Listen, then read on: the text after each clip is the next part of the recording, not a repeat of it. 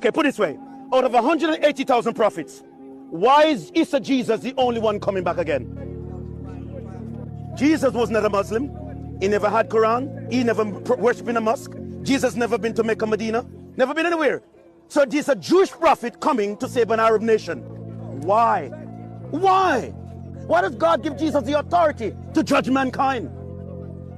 Jesus knew the thoughts and the minds of men. Jesus walked on water. He rose Lazarus from the dead. This is not normal. Jesus was not contested because of what he did. He was contested because of who he said he was. He said, did you know that the Son of Man has power to forgive sins?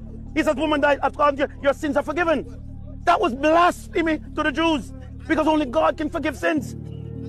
Why would God allow another man to proclaim God to defile who he is in eternity?